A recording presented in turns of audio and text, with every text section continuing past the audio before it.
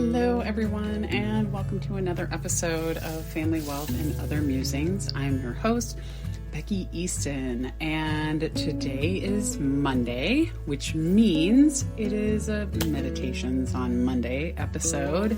And this one, I want to talk a little bit about friendship, and we'll ask you to think about that. And friends have likely played an important role in your life, and your ideas around friendship are likely some that you'd like to pass to your children. So I came across a website called FamilySearch.org, which has a kind of project called 52 Stories, which is a lot like our legacy interview process at Easton Law, where it's encouraging you to record stories about your life through some prompted questions that they provide. And they have so many on there. So I definitely recommend checking out their page, which again, FamilySearch.org. Not sponsored or anything. I just came across it last night and thought it was really interesting what they were doing. So today I want to talk a bit about friendship, right? And these questions, I think, are really good ones to sit and ponder on. And I've had some fun thinking about my answers to these. And so what we're going to do, I'm going to go ahead and I'll read the three questions, and then we'll take 2 minutes to think about them and take that time for yourself. And if you have something to write with, I'd definitely recommend grabbing that if you have a journal or even just a piece of paper. So if anything kind of comes to mind that you want to think more about, or that inspires you to actually record your story and save it for your loved ones, then you'll want to be able to take that note. And if you're listening to this while driving, although we frame this as a meditation, you can definitely still think about it while you're driving, right? Just don't close your eyes when I prompt you to. So these questions are: what have been the most important and valued friendships in your life? Who was your first best friend, and are you still in contact with each other? And what qualities in friends do you most admire? So I want you to go ahead and get ready, find a comfortable spot, or get comfortable wherever you are currently seated. Move around a little bit just to kind of get your wiggles out. Roll your wrists, crunch your fingers, open and closed. Shrug your shoulders, move them front and back. Round your spine and arch it. Move your neck around, roll it around from side to side. Take a big yawn. All right. And then as you find a little bit of stillness, we're again going to take 2 minutes here thinking about these 4 technically questions. What have been the most important and valued friendships in your life? Who is your first best friend, and are you still in contact with each other? And what qualities in friends do you most admire?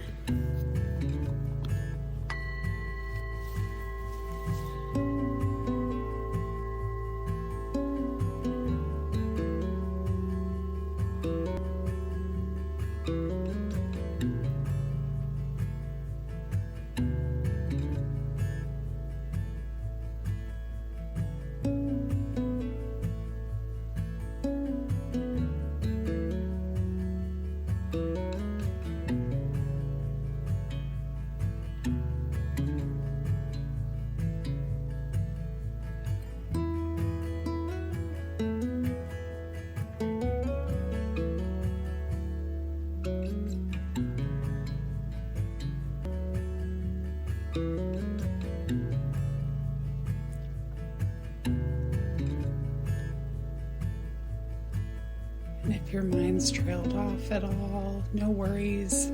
Just come back to the questions for another minute.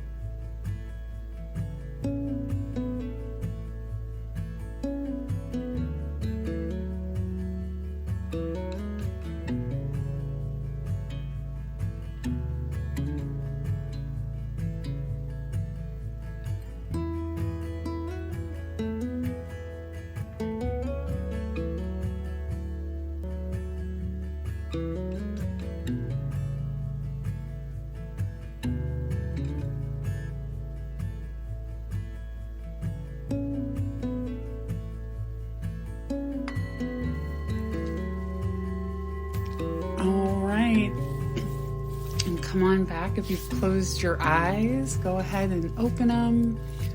Wiggle your fingers and toes, move your wrists and feet around a little bit. And just come back to the present where you are.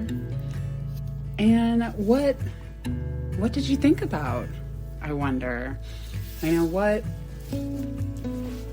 first came to mind when I was thinking about important and valued friendships in my life.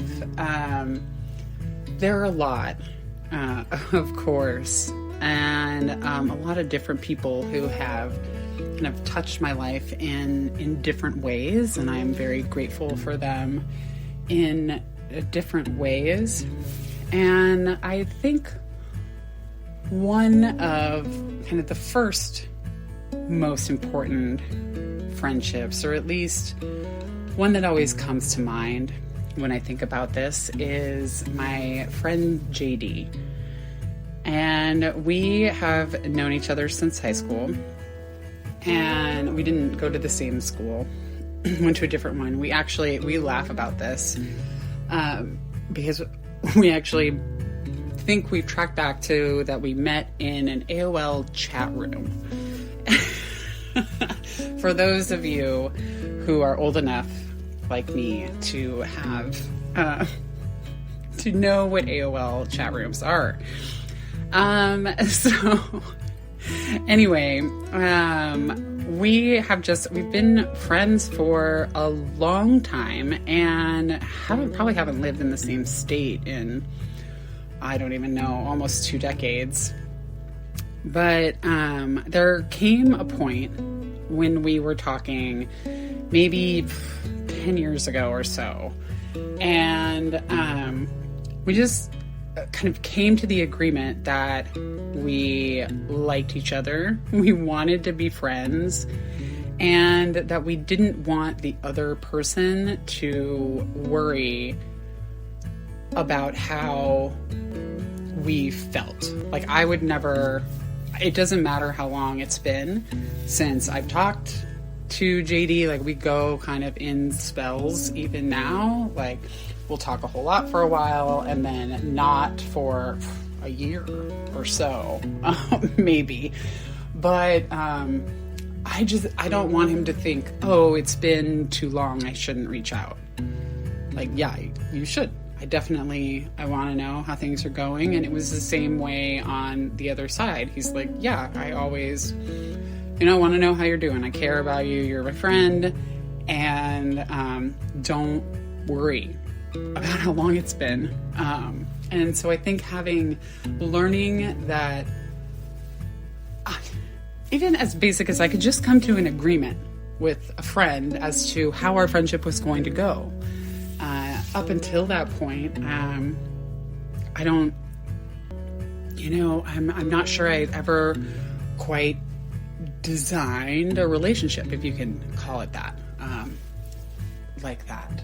And it was really freeing knowing that just having that security, and, as I have ADHD and struggle with that kind of object of permanence and, the relationship and that emotional permanence as well.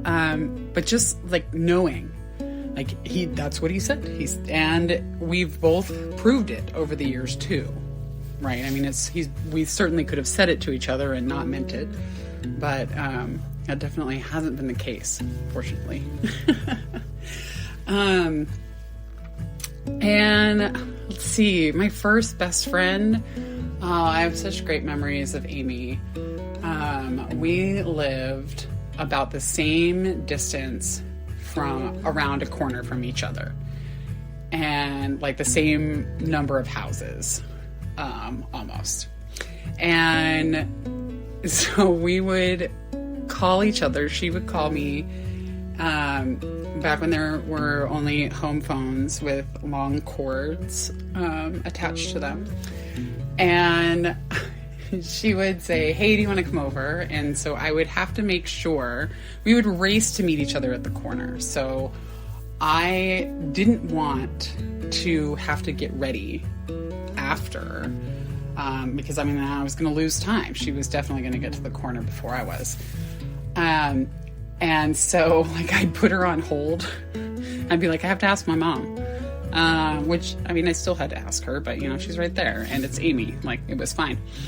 And so I'd, like, put her on hold, and I'd, like, go put my shoes on, like, get all ready to, like, go out, and I'd, like, ask my mom and, like, have the okay and everything, and it'd be like, okay, mom said yes, see you in a minute, and, like, hang up the phone and then race to the corner. It was too funny. And then she moved to a different part of town, and this was, you know, well before social media. Fortunately, I joke because,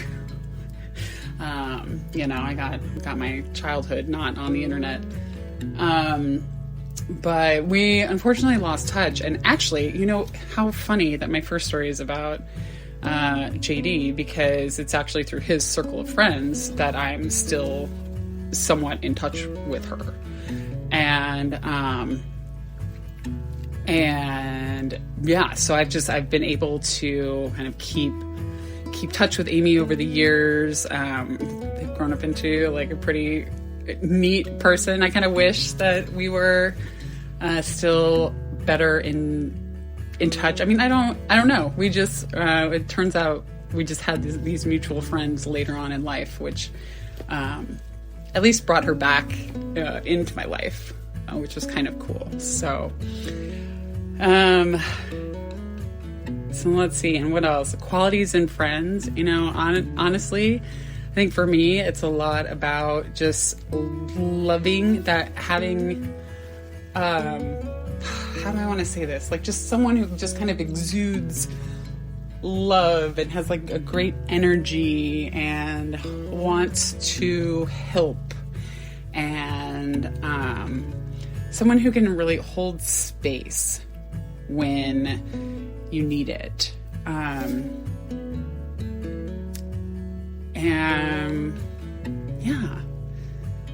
just someone that you can just be with, you know, and there's no real pressure to perform. I certainly have had friends in the past where I had to be on, I had to act a certain way. I know, and a lot of that with ADHD, you know, that's that masking. But, you know, someone I don't have to do that with. I can be my weird self around. Oh, man. But anyway, I hope you got some good thinking in, and I definitely encourage you, again, if you have a journal, like, let's journal a little bit about this. You know, do record a message for your family and your loved ones, and let me know how it goes. I know I'd love if you reached out and told me what your comments were on the podcast, and if you would also, you know, leave a review wherever you are listening. I'd love to hear what you think about the podcast so far, because it's definitely been a lot of fun. We're here, episode 76, which I can't even tell you guys like how proud I am for getting this far in. And I think only one day so far that I woke up the next morning. I was like, I genuinely just did not record my podcast yesterday. But they're all up. It was only one, and we got it posted, so we're back on the train. But anyway, I appreciate you guys listening in. As always, thank you so much for being here, helping to keep me accountable and inspiring me to bring more fun content and informative content to you every day. So again, this is the podcast Family Wealth and Other Musings, and I'm your host, Becky Easton. Thanks so much. I will talk to you tomorrow.